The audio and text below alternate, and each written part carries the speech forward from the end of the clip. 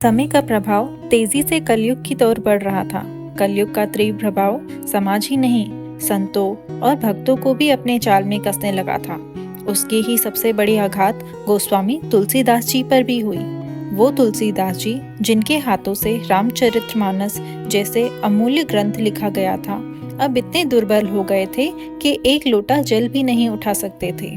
जीवन का अंतिम चरण था, शरीर क्षीण हो चुका था। भक्त दवाइयाँ और औषधि की बात करते, किंतु तुलसीदास जी शांत स्वर में कहते, अब कोई औषधि काम नहीं करेगी। ऐसा लगता है मानो प्रभु ने कलयुग के सारे कष्ट मुझे ही सौंप दिए हैं। यह कहते हुए उनकी नाखें नम हो जाती, किंतु उसी क्षण उन्हें अपनी कही हुई चौपाई स्मरण आती। संकट कटे मिटे सब पीरा, जो सुन ले हनुमत पर बीरा। उनका हृदय पुकार उठता, हे प्रभु श्री राम मेरी सहायता कीजिए। हे संकट मोचन हनुमान मुझ पर कृपा कीजिए। उनकी जीवा पर सहज भाव ही झरने लगे। मान राम भरोसे राम बल, राम नाम विश्वास, सुमिरन शुभ मंगल कुशल, मंगल तुलसीदास। इन भावों में डूबकर उन्होंने हनुमान बाहु की रचना करी और तभी अद्भुत घटना घटी। स्वयं हनुमान जी उनके सामने प्रकट हुए।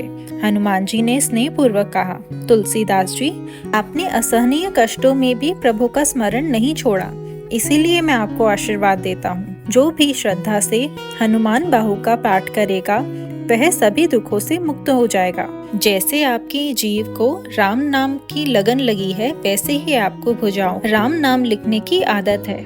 आप ऐसे ही लिखते रहिए और अपनी आराधना कीजिए, और यही आपकी औषधि है। हनुमान जी के मार्गदर्शन से तुलसीदास जी लेखन कार्य में लग जाते हैं। जब एक दिन भक्तों को भाव विभोर होकर राम कथा सुना रहे होते हैं, कथा के संपन्न के बाद हनुमान जी पुनः प्रकट होते हैं। वे तुलसीदास जी से कहते हैं, वह क्षण आ गया जिसकी आपको प्रतीक्षा थी। एक पत्र देते हैं।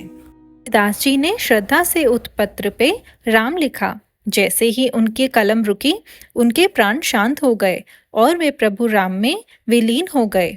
उनका संपूर्ण जीवन में एक ही उद्देश्य समर्पित था, राम नाम का गुणगान और धर्म का प्रचार। यही थी गोस्वामी तुलसीदास जी के अंतिम दिनों की प्रेरणादायक कथा। अगर इस कथा ने आपका दिल छुआ तो कमेंट बॉक्स में जय श्री राम लिखना ना भूलें। धन्यवाद।